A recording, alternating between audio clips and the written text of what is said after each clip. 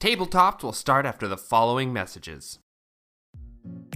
Are you looking for something comfortable to wear and keep your brain warm while playing tabletop games?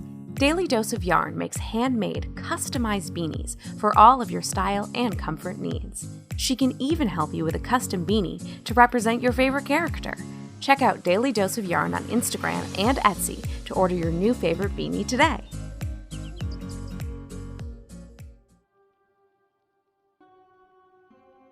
Welcome to Aurea, a country that is renowned for research and progress, a country that prides itself on its advancements and achievements, that opens doors to futures that would otherwise remain closed to its populace of diverse and charming people.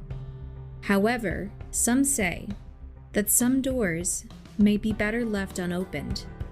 When four strangers encounter a rogue automaton, they unknowingly begin to unravel tightly kept secrets about their worlds.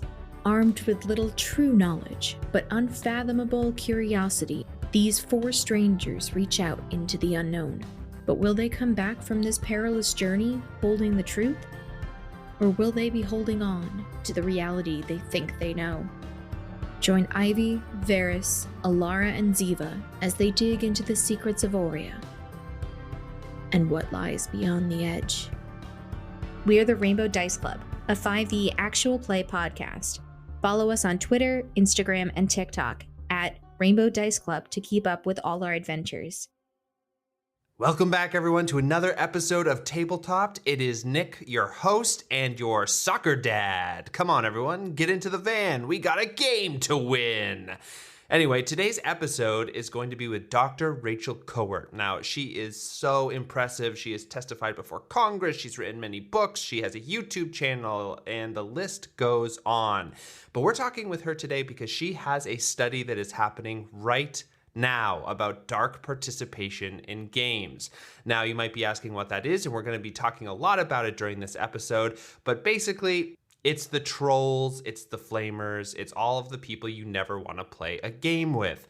This study is going to be really, really important, I feel. So go over to her Twitter page or into our show notes. We have the study linked there. It only takes about 15-20 minutes of your time. It's a form you can fill out. And it is a way for us to really make a difference about how games are considered by our government and how to fix some of these problems. So take the survey, and I hope you enjoy this episode.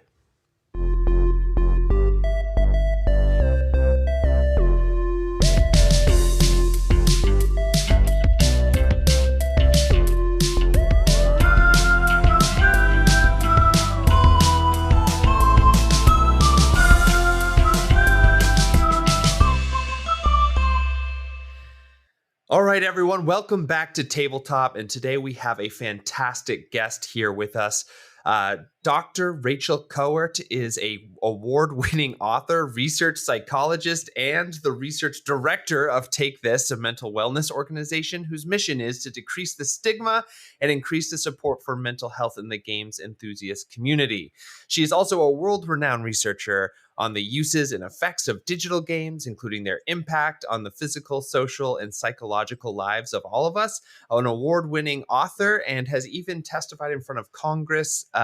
You can find her on Twitter and on her YouTube channel, Psychgeist. Welcome, Dr. Rachel Kowert. This is a really fantastic. I'm really excited to talk with you. Thank you so much for having me and for that wonderful introduction. Yeah, of course. So I reached out because I've been really interested in your field for a long time. In fact, when I was in high school, my sort of science fair project that I was creating was about this topic that you have kind of spent your life doing. I mean, I think that I did the very base level of this, so you probably have way more to tell me about it, but I'm so interested in it. So I would love to get a kind of launch pad. Can you start off by telling us a little bit about what game studies is as a research field? Yes, game studies is the study of games, both digital and tabletop, all sorts of forms of play and formalized forms of play, which would be games. When I started studying games, it was a long time ago. It was like 2008-ish, and game studies was just in its infancy. There was only a couple people talking about it at all in any sort of academic way. It was like Nikki from Stanford was really kind of like the only one. And so it was really something that had to be burrowed out Yeah. starting around, 2008, 2010. But today there's like 100 programs across the world that have degree programs in game studies, from game design to like the psychology of games to communication studies. It's really kind of exploded as a field of interest. Yeah, I mean, when I was a kid, I remember, I kind of forget what his name was, but there was one lawyer that was like super aggressively anti like video game, and Mm. sort of like came out with all of these very strange things that were sort of like the cryptozoologist of the field before it was like Mhm. really, scientifically investigated. So can you tell me a little bit about like what your field of study within this kind of broader scope is? Yeah. So when I started, there was nothing. So I Yeah. remember so clearly pitching my PhD project, and I said, I want to look at the physical, social, and psychological effects of games. And if you've done a PhD, you know that that's like that's so broad. Like you Yeah. can't do a PhD with that. And they were like, yeah, that's nice, Rachel. Try again. So my PhD ended up being the social impact of playing multiplayer online games. It was World of Warcraft Yeah. specifically. So how does it impact our ability on the skill level? If we spend a lot of time interacting socially online, are we experiencing an atrophy of our skills to interact offline? And that was largely just based on the stereotype that is what happened. Yeah. The research does not support that at all. There aren't any broad differences between people who play games and people who don't. Which is great, because I was playing loads of games when I was doing this work, and I was like, oh no, what am I going to find? But that was my PhD project. And then in my postdoc, it kind of expanded a bit to the mental health impact of games more broadly, and which is what I do today. And then in the last couple years, my paradigm has shifted a bit more away from the soapbox of the positive, Yeah. which I'm still happy to talk about. There's Mhm. lots of positive things about games. But my work now is more focused on kind of dark participation and hate and harassment and that sort of stuff, and trying to find solutions to make games, safer and equitable spaces for everyone. Yeah, I think that it's so interesting because when I did my, science fair experiment way back, I found that basically what you just said, because I did a very, like I said, a basic experiment of, does playing video games increase aggressive behavior in Hmm. like children? Essentially, my sample Hmm. size was Hmm. like 10 people, so not There you by go. any, It's a good high school project. exactly right. Yeah. But I found like there wasn't anything that really came up, except for people's blood Hmm. pressure went up because they were, Hmm. playing, an adrenaline kind of fueled game. And even then it Hmm. was very marginal. But I remember when I was presenting my research at the fair, everyone was like, I knew it. Games are terrible. They were like, Yeah. oh, of course it makes people's blood pressure grow up. Of course it makes people like more aggressive and things. So I would love to Yeah. start with some of the positives that you were talking about too, because Yeah. I think it's so easy to kind of slump into some of the negative stuff, which I'm very interested in as well, and we'll talk Yeah. about later. Because in the tabletop community, especially, I've been really interested in how it can be used as like a empathy tool, because it is Hmm. a way of placing yourself in another either person's or kind of an Hmm. imagined situation, and then living through Hmm. those scenarios. I had a really good Hmm. friend who was developing a game, who really wanted it to be a way of developing political ideologies by forcing characters to make decisions for a large group of people, and then kind of Hmm. investigate and really interrogate those decisions and why they made them and what the outcomes would be. So I Hmm. want to get sort of your thoughts on like, what are the positives? What are some of the psychological things that come out of playing games and people who interface with this sort of hobby? Yeah, I mean, well, you could talk about the games like you just mentioned, right? Some games are made specifically to do things like perspective taking or induce empathy. I think of the game like Papers, Please. Like Hmm. that game was made to change the way that we think about, empathy Yeah, and and what's bureaucracy. right and what's wrong. The bureaucracy, Yeah. yeah. Um, and then there's kind of like the broad level, like all games kind of have this effect of mood management, for instance. So it's really good at stress relief. If you're having a bad day, going and playing a game can help you take from like a bad mood to a less bad mood, or stressed to less stressed, or bored to entertained. They're really effective at that. They've shown to reduce anxiety and depression, reduce loneliness through social connection. And what's really interesting about the loneliness piece is it's not even just multiplayer games. We see that we have these parasocial relationships with NPCs, even for instance. It can be comforting to go to your Animal Crossing village and talk to the frog who lives there. Like literally, we know it's not a real person, but the psychological impact of having these kinds of interactions, even with NPCs, can have positive mental health repercussions. So the line I always like to give whenever I do any interview with anyone is games are more good than bad. Yeah. Across the board, more good than bad. And I'll probably ask this a couple times throughout the interview, because I know that we're going to be talking about a lot of different aspects of this field. And I think that it's a good question to kind of ask in each of these different parts of it is why is it that these games have such an effect on our psychology? Because like you were saying about the NPC, I remember when I was like a kid playing Halo or something, it would be literally an unnamed like polygonal like character running around that would just say like after you and like following and stuff like that, and I'd be like, I have to protect this person for the entire like level or whatever it was. So why is it that the games that we create have such a deep sort of hook in us?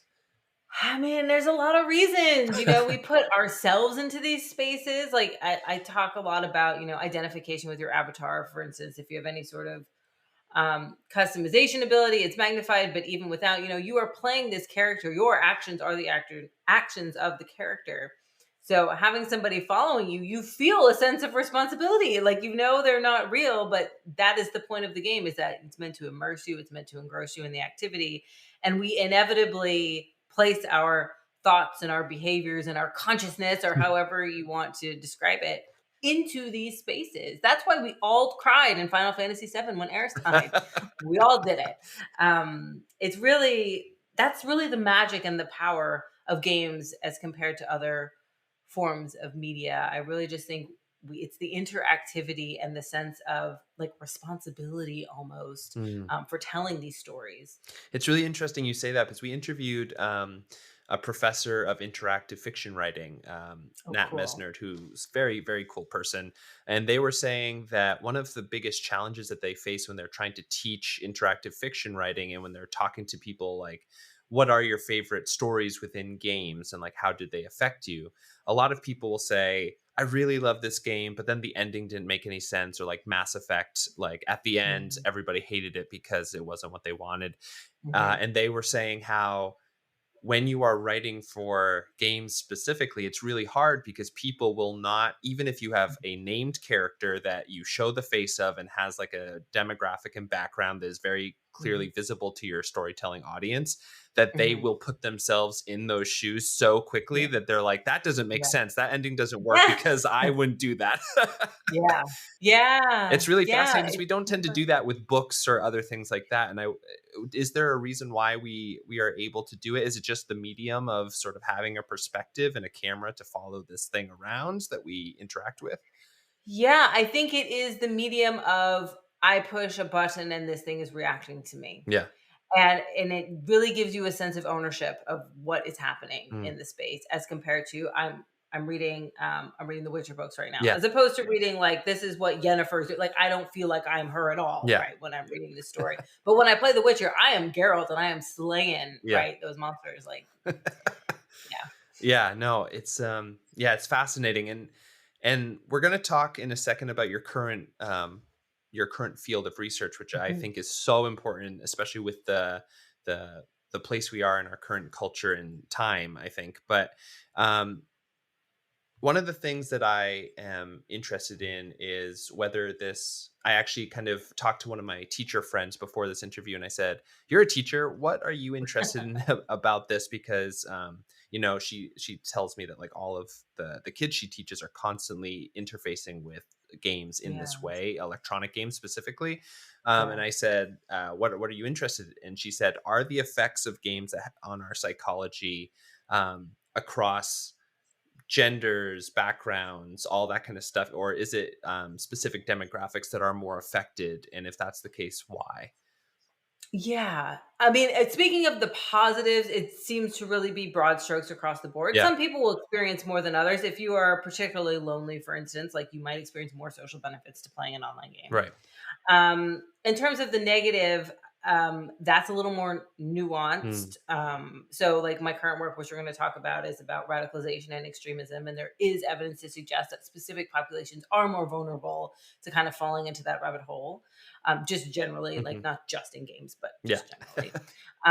So yeah, it's hard to say broad strokes, Yeah. but really the positives, everyone benefits from play. Play is important across the lifespan. A lot of people think it's just for kids, but you and I, we're nodding. We both know play is important across the lifespan. So just generally speaking, the positive effects are really across age, gender, background, that sort of thing. And then the potential pitfalls, I would say it's a bit more of a nuanced conversation, and some people are more vulnerable than others. Yeah, because it is fascinating, especially when people can use these tools to kind of free themselves of their own personal narratives. So, like, I Yeah. know, like a lot of people in the queer community that have been able to kind of find a real sense of identity and free Mhm. expression through, navigating games and interfacing Mhm. with them and allowing them to explore different parts of Mhm. themselves that maybe they didn't feel comfortable in a normal setting until they were able to kind of Absolutely. dip their feet in for a little while before really taking Yeah. on their kind of true expression. um, Yeah, the power of games, right? Especially online games and being able to try out these new roles and identities and in an interactive way with other people. It's really amazing. totally. All right, enough about the sappy good stuff. I want to talk about what you're currently working on right now. So you were Yes. talking about to me a little bit offline that you are currently working on something called dark participation in games. Yes. It has a very scary title. so I so what is know. it? What is dark participation? Dark participation is any sort of activity that's being used in any kind of media space that is contrary to what it was intended for. Mm, So, in games, dark participation would include cheating, griefing, trolling, doxing, mhm. the whole gamut of anything that would fall under what an umbrella, what a lot of people would call toxicity Yeah. or trolling, like those kinds of behaviors. Dark participation was a term I co opted from communication studies to kind of be more of an umbrella term to cover all of these different forms of deviant behavior, Yeah. as it were. So when you talk about this kind of behavior, is it people who are trying to do their best to kind of break the system that they are participating in? So like you said, cheating, griefing, things like that. Is it ways Hmm. to purposely try to like destroy the ability to function within the game with like their Hmm. social peers? Or is it something like would dark participation also include people who take a game and then kind of twist it to play out sort of like negative fantasies and things like that, Hmm. or like negative situations, I guess? Yeah. Well, yeah. So one of the forms of dark participation is contrary play, which technically speed running would count, Sure. right, as contrary play, but the intent has to be something that is meant to cause harm Mm, to the people around them. So like the most common forms of dark participation we tend to talk about, apart from like cheating, is like hate, harassment, sexual harassment, um, doxing, that sort of stuff. So yeah, it could also include that if it had malintent. sure. Yeah. Does dark participation require an audience? Um, Not technically, I suppose. Okay. Yeah, because I'm Yeah. curious because I know that there's like Red Dead Redemption 2 came out a few years back, and I Mhm. remember there was a lot of controversy because people would, Mhm. like tie up the feminist characters that were in one of the cities and like feed them to alligators or throw them off cliffs, things like But then that. what would they do with that Yeah, footage? They would share it publicly. they would then post it, Yeah. and I was sort of So wondering, that, does yeah. it Yeah. require sort of I in that mean, way they're sort of like kind of like thumbing their nose at the social contract as well as using games to certainly. do that. So I was wondering, can you as a solo experience also do this kind of behavior, or is it usually require social interaction of some kind? I mean, I would say as a solo experience, if nobody is witnessing it, Sure. then it's not having, right, the impact on those around them. And so I guess technically it would be considered dark participation, but then it wouldn't be necessarily interesting to me because it's not having an effect, Yeah, right, totally. apart from the person who's interacting with it. Yeah. Cool. All right. So, what are you sort of what in researching dark participation, where are you trying to focus in your study? Are you just trying to get a sense of what the causes are of this sort of phenomenon? Are you trying to figure out how the effects of it are kind of being interpreted through our culture, or what is Yeah. sort of your focus? Yeah. Well, it started out really as I was confused by the landscape of research because everyone had a different definition for what a trolling was or what flaming was. Like everybody had a different definition. So my first paper under participation came out in 2020, and it was really just like, let's have a set of words that are defined. So we're all talking about the same thing. So that was like my first toe in the water. And then the next year I read the Anti-Defamation League report about games, and there was a line in there that said 1 in 4 game players have been exposed to white supremacist ideology in Mm. game. And I knew the guy who wrote the report, Daniel Kelly, and I reached out and I was like, "You did your numbers wrong. Yeah. Like that's too high." Yeah. And he's like, "No, I didn't." And I was like, "Okay, well that's horrifying." Because I played games my whole life, and I know there's like bad people everywhere, but it just seemed so high to me, 1 in 4. It was really just kind of shocking to read. And so I started looking at who was kind of looking at this space from this perspective and from this angle, and there wasn't any research in the area. And that's when I kind of fell down this rabbit hole of looking at extremist, extreme views, like antisocial extreme views being propagated and disseminated in gaming spaces, which is the space that I'm in now, which is really just a foundational of like, what's the prevalence, what's the experience, what are people experiencing in games in terms of exposure to white supremacist views or misogyny or racism or anti-LGBTQIA sentiments and that sort of stuff. What is the actual landscape in games? And then the next step is, what tools and strategies does the industry have to combat these effectively? And how can we take these effective strategies and disseminate them across the industry? Because the industry is so siloed, and it's like group A might have a great solution, but they don't share it with anybody. And group B doesn't have the resources to figure out what the solution is. Yeah. So our work now is really about what's the state of the problem? What's the extent of it? What is the actual problem? And then what are the strategies and solutions to reduce these kinds of activities in games? Because what I find so odd is that gaming, and the gamer identity really began as kind of this group of outcasts that all met at the arcade and huddled over these machines Yeah. and bonded with a shared love of play and kind of being like social outcasts, right? Basically is the idea. Mm-hmm. And what it is now is not that. What it is now is it seems to have become a group that's more exclusionary than welcoming. And if you go, like, I think the statistic is like 80% of people have witnessed in some form or another, like some kind of horrible action taking place in these spaces, whether it's hate speech or sexual harassment or doxing or swatting. And I just think that sucks. Yeah. So No, that's totally. why I'm doing this work. Like, it's not super fun work, but it's very important work, I think. Yeah, no, it really is. Because just even growing up, you sort of unlocked a lot of memories of like just the amount Yeah. of stuff you hear, on like a voice chat Yeah. playing like some competitive game or whatever is wild.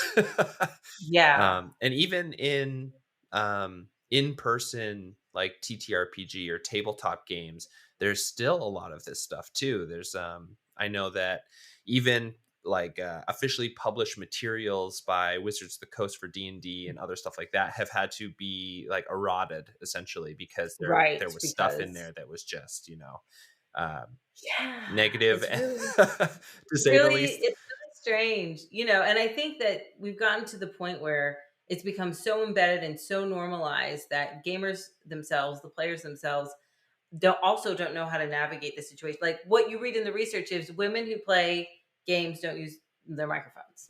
Yeah, we don't because we don't want to hear it. Yeah. And we don't want to be part of it. And like that doesn't seem like the solution, right? Like not engaging, not playing, not being able to engage doesn't seem right. I was very lucky with my D&D group. I played D&D for a while with professional dungeon masters who were all mental health professionals. So Yeah. they were lovely. Yeah, they're wonderful. Yeah, but I'm sure that's not the case for everybody. Yeah, it is interesting to me to see where the kind of not the fault, but where the game mechanics end and the Yes. people take over, like what they are Yes. doing. Because going back to that Red Dead Redemption 2 Yeah. example, all of that was mechanics within the game that Yeah. that people could interface with in that way and wouldn't be punished by the game For doing so. at all. Yeah. And that is That's a great point. Yeah, because I was at PAX Unplugged talking. I was listening to a lecture about mechanics in a game, and it is literally the only way you can design a experience is by saying, do I make this fun to do? Do I make this hard to do? And those are the two levers you can Mhm. pull. And Mhm. so when you incentivize mechanics, and so Mhm. is it more that these mechanics in games are just not, it is not thought about how this sort of dark participation can use these Mhm. mechanics when they're being Mhm. developed? Or is it just that Mhm. that dark participation is kind of baked into the cake and, Yeah. Yeah, there's a third lever. It's the ethics lever yeah, I guess. that's missing from this pie. Yes, that's a great question. So I this year at GDC, the Game Developers Conference, I'm giving a talk with Alex Newhouse, who's my research partner, and we are talking specifically about narratives and mechanics in games because last year at GDC, and I often talk about the social experience and social moderation and how that is kind of festering and going kind of unmoderated to many extents, and which is why a lot of this stuff can fester and grow and grow.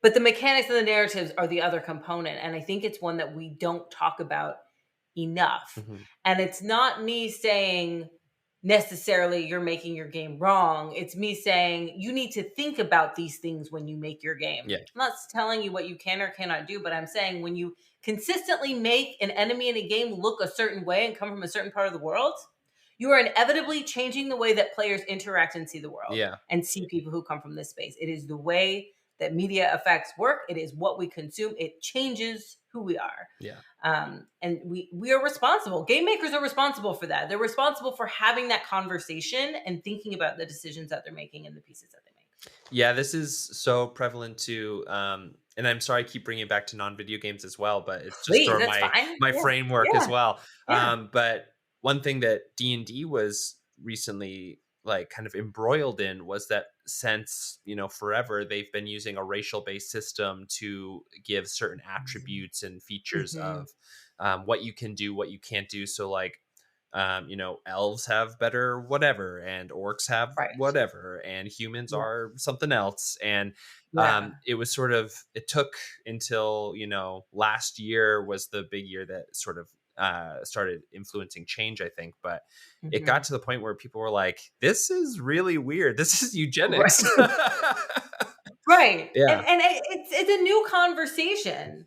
But it's my understanding that Wizards responded to that. Yeah, they Yeah. I mean, right now who knows what's going to happen because there's a whole I lot of know other there's stuff different happening. controversies happening right now. Yeah. Yeah. But they were saying that in future editions of their product they were going to Right. say, okay, we're not doing that anymore. Everything is feature based so that you can kind of choose Okay. these things, and it's Oh, not, cool. and it's a little bit more flattened around. It doesn't matter what sort of race you choose for your Okay. character.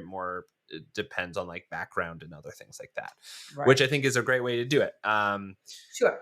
But it is interesting, because I'm also thinking about how game developers use the sort of, the ethics, fun and difficulty levers. Mhm. And going back to the Red Dead Redemption 2, which is, I Mhm. will admit, one of my favorite games of all time. It's Mhm. Great wonderful. game. Yes. And the way that they punish people for acting in antisocial and negative ways is narratively. So you're even actually supposed to, at the beginning, it doesn't actually make sense to play the main character, uh, the way he talks, the way he interacts with people. It doesn't make sense to play him as a good person at the beginning. Mhm. But then as Mhm. the narrative progresses, it makes way more sense to play him as someone who is going through a redemption arc. And at the end, you are rewarded Mhm. with a really emotional, beautiful story moment, Mhm. that is really, to me, it was like really meaningful, and Mhm. I think about quite a bit. It was like a very Mhm. empathetic, beautiful thing to have happen. But I also know people who, go around just shooting up all the towns, and then they play through the story, and then they get another negative ending, which there's like several, where you get a really abrupt, horrible end that is very dissatisfying, and kind of like, that's Mhm. how it ends because you have Mhm. chosen a life that will A end bad that way, path. kind of thing. And Yeah. so my question is, how much does narrative actually affect dark participation? Because Mhm. it doesn't seem to affect it very much when I look at a lot of the content that's put out, a lot of the things that people engage with. And part of this might be algorithms and things like that. Mhm. But it seems to really reward really extreme ways of play, things that are really controversial, things that Mhm. would fall into this category. Yeah, I mean, there's a lot of moving parts. Like people, first of all, people play games for different reasons. Sure. So that, play styles and desires of what they're trying to get out of their media is going to vary person to person. Another thing about games, which is the best part and maybe the worst part in this example, is that you can engage in behaviors that you would never engage in the real world with no real world repercussions, right? You Sure. can go around and shoot all these towns in Red Dead Redemption 2. And like I've played GTA. I don't really like GTA because I don't like any game where there's like pressure. So when the police chase me, like I absolutely hate it. Like I get 1 star and I'm like, I'm done. But and I'm not very good at driving in that game either. And I run over pedestrians when I'm driving around, and I don't feel bad because it's the game, Yeah. right? I wouldn't do that in real life. So there's different elements. The narrative kind of, again, what we're going to talk about at GDC this year is the narratives matter if they are forcing players to engage in what we call politicized gameplay. So the example that we are going to give in the talk is like Far Cry 5, Far Cry 5, Far Cry 3.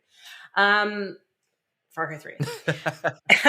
Excuse me. It's late. Listen, it's not GDC yet. You have more time to prepare. I have time to prepare. I think it's Far Cry 3. But in the game, the main bad guy, the antagonist, he's very charismatic. He's a cult leader, but he's an awful human being, and he's very charismatic. He has a catchy theme tune. And you have to think about, what are you conveying with this character that people very much end up empathizing with? And he has actually become his song and his quotes have been co-opted by people, white nationalists, in their propaganda material. So it's like, okay, so maybe you went a little too far in making this guy like a little too likable, and you also have people playing through this, acting out a politicized gameplay. So that's when the narratives, I think, we start to get a little murky. Yeah. Like Red Dead was meant to be an open world, Sure. right? But they could have very easily, when you try to throw the woman to the alligator, they could have very easily been like, you can't do that. Yeah. I've seen games that you can't do that. Or put an invisible wall or whatever it might be. So it's like you have to find there's the difficulty and the fun lever. You got to think about the ethics lever sometimes. You have to think about like, what opportunities am I providing? And is that really reflecting the values that I have as a game maker in a game studio in the pieces I make? It could have been just as fun without being able to do that. Yeah, it's also, it's interesting too, because now that I think of it, whenever you do these things like kill an innocent person or whatever in this game, it would give you a little like negative red karma badge kind of thing. And I guess that is them in a way pulling a ethics lever of being like, that was bad. And we all recognize that, right? Kind of thing. Yeah.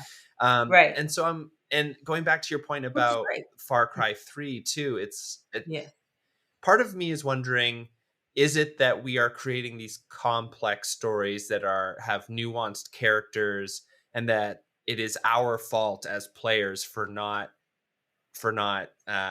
picking up, I guess, the story that the folks are trying to tell? Because in that game, I remember playing through it, and I remember leaving with a sense of, wow, that made me feel very conflicted, because at the end it was like, oh, you're just like that person because you've run around, you've been killing all these people.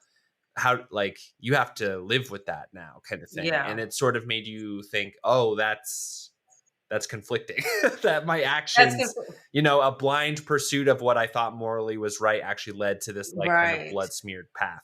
But like you said, then these white supremacists and other people have co-opted this kind of catchy person that the game developers kind of put in to say, like, look at this person, he's charismatic, he's likable. Oh, it turns out that you are that person by the end. Right. Yeah, there's a screenshot from a forum that says, this game is great at radicalizing youth. That's like literally the quote. Yeah. So I don't think I'm not going to put the onus on the players. I'm going to put the onus on, again, just being mindful of the spaces you're creating. And nobody wants to be that game. Nobody wants to be that game that's co-opted by people who are committing real world violent crimes. This is the link. This is the only link that exists between games and violent games. Violent video games don't make people violent, right? But there are elements that are being co-opted by the darker sides of the world, and being integrated into real world violent crimes. Yeah. And that's awful. And I'm not here to say that like other media can't do that. Probably other media has done that. People, have been inspired by all kinds of things. But I find that games are less open to having the conversation that might be the case. Yeah.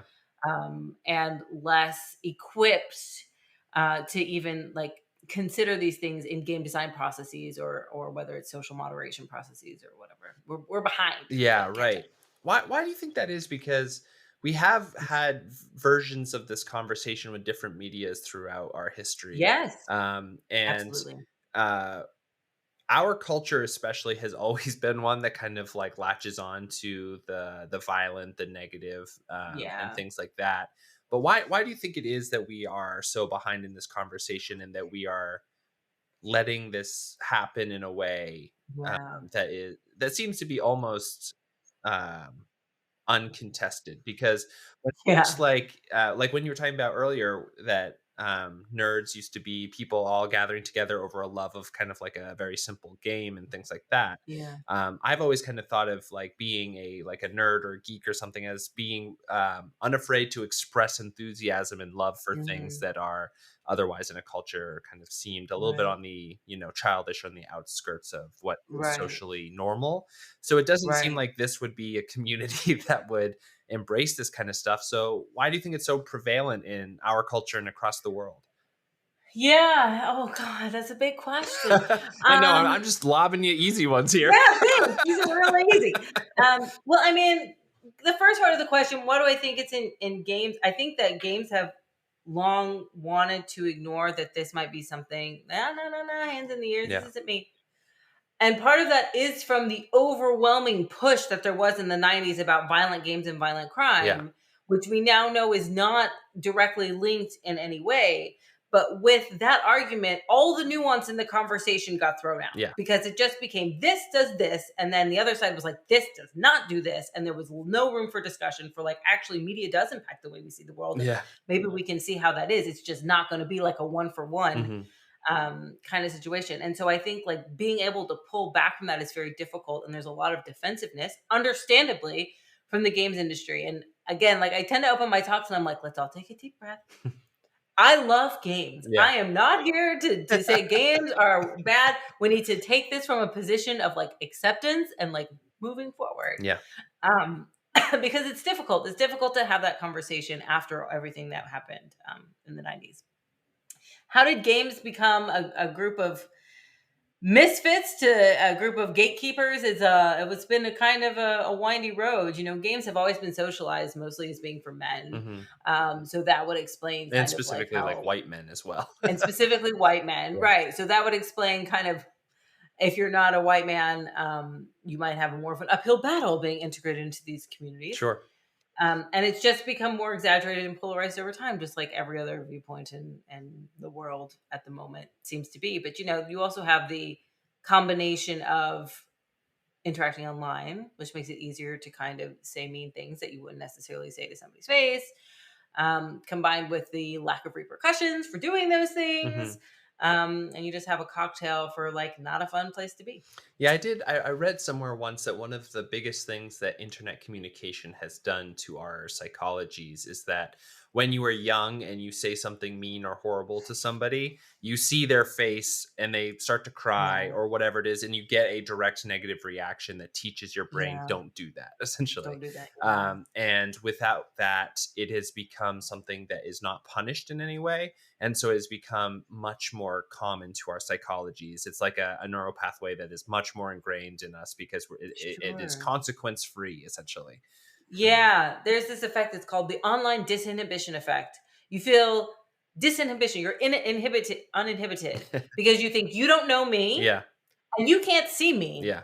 So I can do whatever I want because you don't know who I am and you can't see my face as I'm doing. And I can't see your face. And it's almost like a depersonalization. Like if you ask children, there's research looking at this, like they literally can't make the connection like, oh, what I'm saying is horrible. And that's an actual person over there who's like now actually upset and I've ruined their day. Yeah. Like there is such a disconnect between the screen of your actions. So first of all, I feel free to say horrible things. And second of all, I don't realize that I'm actually saying this to a person, like it doesn't register that it's going to have real world repercussions, which is difficult. And that's why cyberbullying also is like super out of control. Yeah. In terms of being able to understand the repercussions of the actions that has on the people who are the targets. Yeah.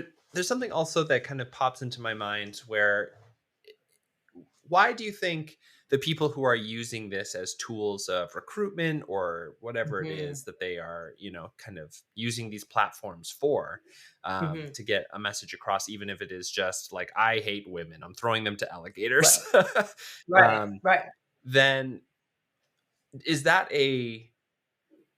does that originate in the culture, or does that originate in these pieces of media that we consume? I guess this is another really big question, I guess, but Thanks. yeah, exactly. Let's put that PhD to work. Yeah. Because it seems like it is so widespread across the globe, and that people will use even Americanized media to recruit for hate groups in other places as well. Sure. So is it a cultural, like, does it originate in the culture and then is co-opted because it resonates somehow in the culture? Or is it like it's always been in the game somewhere a little bit? It's both. Yeah. I mean, there's, I proposed several years ago this cycle of exclusion in games, because it's, games are socialized for boys at an early age. Then boys are more likely to grow into men who get into STEM. STEM careers are more likely to create games. Game content is more likely to be created catered to men. The over-sexualization of women, the lack of strong female protagonists. Final Fantasy excluded. You were ahead of your time. But it becomes a cycle. Yeah. And so I like that is ingrained in both the culture of the gaming industry and the culture of game players. Yeah. And then it is then reflected in the content that is created. Now we are seeing obviously change over time. Last of Us, right? Strong female protagonists. Final Fantasy has had strong female protagonists from the very beginning. So, and we are seeing like more and more, and we're seeing more women in the industry, still the minority. We see more non-white people in the industry, still the minority. Yeah. So it's like a slow change. It is changing, but the culture change has not changed as far as I can see. And actually in the work I'm doing now, we got together because I'm actively recruiting for a research study, looking at the state of kind of dark participation in games. But one of the questions in the survey is, do you think that hate, misogyny, anti-LGBTQI sentiment, like I ask all these different questions, do you think it has become a normalized part of gamer culture? And overwhelmingly right now, as it stands, people are saying yes. Interesting. So it is something that is embedded, at least perceived to be embedded in these cultures, which is horrible. Because again, I don't think it started that way. Yeah, at totally. least I don't have the perception that it started that way. And before we continue talking, I want to just talk about the study a little bit, because first of all, it's going to be in the show notes. If you would like to take it, you can either go to your Twitter. Can you also give us your handle really quick? Yes, it's at Dr. Kowert, DrKowert. Excellent. And it's there, and it's also going to be in the show notes that you can just go down, hit the link. We'll also post about it if people are interested in it on our Discord, and you can always send the contact form in on our website, tabletopod.com, and I will send you the link to this as well. What is the hope to get out of this this research that you're doing right now? Because I noticed that it's actually government funded. It's something that like people are actively trying to figure out something about. So what is your hopes to kind of come out of this research? Yeah, this survey is part of it's a 2-year study funded by the Department of Homeland Security that I'm doing on behalf of Take This in conjunction with Middlebury and Logically AI. And what we're trying to do is what we mentioned before, get a general idea of the landscape. That's what the survey is for. What is the prevalence of these experiences in games? We saw the ADL said 1 in 4 people are exposed to white supremacy. But we're also looking at what is the exposure to anti-LGBTQIA, what is the exposure to white nationalism, what is the exposure to misogyny, what are we working with here? Yeah. That's the goal of this survey. What is going on? What's the base level? What's going on? And then one of the second parts of the work streams of the research is to, as I mentioned briefly, talk to people in the industry. We're going to talk to indie developers, AAA developers, everything in between, and be like, how are you thinking about the way that your games are being leveraged in this way? What tools do you have? What tools do you wish you had that we can maybe create for you that you can then have and integrate across the industry? And the idea being that we're going to create a series of toolkits for game developers, but also for parents and educators and people, policymakers, people in the government, to be able to better understand how to mitigate these issues. And then the third work stream, which I'm super excited about, is being run by Logically AI. Whenever I say that we're doing some kind of automated analysis, everyone thinks it's for moderation, but it's not. Yeah. We're going to look at the prevalence of this as compared to other forms of media. So we know the internet, bad people are on the internet everywhere, but it's like, what are we seeing in terms of these terms and these words being used in gaming spaces as compared to just like online forums or compared to just like Twitter, which maybe has changed in the last year or so. And so that'll give us a really interesting perspective on like, where do games actually stand? Are we actually worse than everything else, which is the perception that I have, maybe because I'm in that community? Yeah. Or is it maybe just kind of like on par with everything else we're seeing on the internet? Yeah, it's so interesting. I'm fascinated to see what your conclusions are after all the research is done, and we'll have to have you back on sometime to talk about it. Definitely. But like my 2 cents, it just really resonates with me about your cycle that you had created, because even now I'm thinking about it, like the type of books that are on like the New York Times top 100 kind of thing, and all of them have become a lot different in the last 2 decades because you have a lot of new voices coming in and that space being opened up, even though they are, a lot of people that are in marginalized communities still make up a minority of these authors. Sure. But like the fact that, like N.K. Jemisin has had an explosion of popularity. She's a fantastic writer. She does great fantasy. She does great science fiction.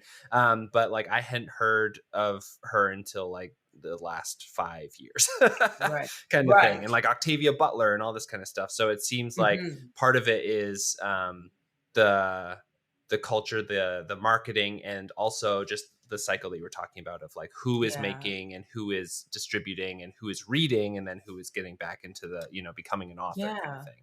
So and who's making the decisions? Yeah, totally. Who are the people in power? One random question before I want to talk a little bit about Take This, but have you ever played Undertale? I am currently playing Undertale. Oh man, what are your thoughts? What are your thoughts? Okay, so look, I just got a Steam Deck for Christmas. So I'm like 45 minutes in. Yeah. So I don't have like a lot of opinions, but it is my kind of game. Like this is the kind of game that I like love to play. So maybe next time I'm on, I'll have more opinions. But I will say in the first like 2 minutes, I was like, I love this evil flower that has suddenly like compelled me to play this game. I'm so excited to hear about what you take away from it at the end, because because it is essentially like everything you've been talking about around game design and everything. It is that game is just that thesis and what you were talking about condensed into like a crystallized gem that is really wonderful to play. Nice. So I'm very excited to hear what you have to say about it. Yeah, I'm excited. I'm excited to explore it. I started playing that and I started playing Witcher 3. Nice. Because I have a Mac, so I haven't been able to like, I have PlayStation, but it's not the same. Yeah. My entire game group has been completely submerged in Witcher 3 for years at this point. It's funny. Like I talk about The Witcher a lot, but my husband played it, and I love watching other people play games. I always have. I have an older brother. It's always been a thing. But now this is the first time that I'm playing it, and I'm like, oh yes. Yeah. Oh yes. Can I make a little confession? Yeah. I have never finished The Witcher 3. Well, I hear it's a really long game. It's a long game. I have put over 100 hours into Witcher 3. The thing is that I always get a certain amount in, and then I get obsessed with Gwent. And I just start collecting cards and trying to play all the tournaments and stuff. And then I'm like, this is 100 hours that I've done this. I have to stop. And so I leave. My husband is equally obsessed. He's like, it's the best card game to ever exist in a game, which is saying a lot because the Final Fantasy VIII card game had me in a stronghold for a long time. Pretty good. It's pretty good. But yeah, I've enjoyed The Witcher. It's great. Awesome. So getting back a little bit to some of the more positive things about game and the gaming space, can you tell me a little bit about Take This and your work there and what you guys do? Absolutely. So we are the first mental health nonprofit that serves the gaming industry and gaming community.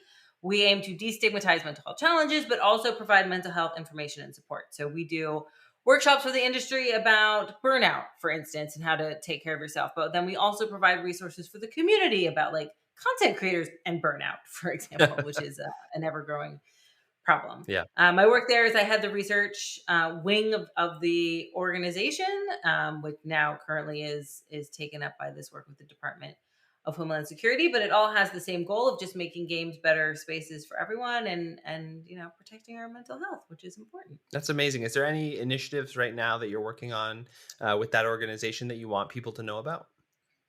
Well, we're doing so many things. We just revamped our website. If you go to takethis.org/resources, we just revamped all of our resources. We have a lot of articles about mental health. We have links to, all the different hotlines that are available. We have a guide for finding a therapist in your area. There's a lot of great stuff on there. So I would suggest just going check out all the beautiful things that our designer and Dr. Kelly Dunlap, she works on our team. She's actually our head of a community, but she does everything. She's a unicorn. She made our website all very beautiful. I can plus one that I was on the website before our interview, and it's very nice, very good, wonderful. Right? It's just well designed. Yeah, Someone's got a talent for UX. There you go. It's Kelly. Hi, Kelly. And before we kind of wrap up here, one big question that I just want to get your general thoughts on is if you wanted people to know one thing about video games or tabletop games or games in general that isn't common knowledge, what would it be? And what would you want people to know about that? That isn't common. Well, honestly, I would say there's no direct link between violent video games and violence. That is not common knowledge. Shockingly, it's not, even though we've done a decade of research. I would also say game addiction is not a thing. That is also not common knowledge. There's a lot of talk about addiction and game addiction, which would be a clinically protected term, but there's no evidence to suggest that games are inherently addicting. If someone is using games in a maladaptive way, it's likely for something else, underlying depression or anxiety or something like that. I'm not saying don't seek professional help, but I'm saying that there's no evidence that the games themselves are, equivalent to addiction to a substance, which tends to be the narrative that gets spread around. Yeah. Awesome. Well, Dr. Rachel Kowert, this was fantastic. I learned so much. I'm so excited to take this survey. I'm excited for other people to take the survey, which is on your Twitter and going to be in these show notes. If you are interested, please take it. And I'm also excited to have you back on to get your thoughts on Undertale and what all your research has brought about. Awesome. Well, thank you for having me. I look forward to returning. Well, that's our episode with Dr. Rachel Kowert. I hope you all enjoyed it and will consider taking that survey on her Twitter at Dr. Kowert.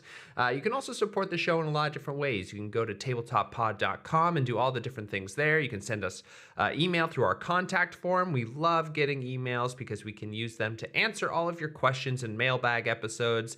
Also, you can go to our Patreon to support the show financially, or you can hit the Discord link up in the top right corner, and you'll be invited to our private Discord server where you can chat with us for free. All of these things really help the show, and the final thing, which I know you all love talking about, is reviews. You can go to any podcast player, but specifically Apple Podcasts. You can leave a review, hopefully 5 stars as well. It really helps the show and makes people interested in giving it a try, so please do that if you can. All right, everyone, I'll see you next week for another episode of Tabletopped.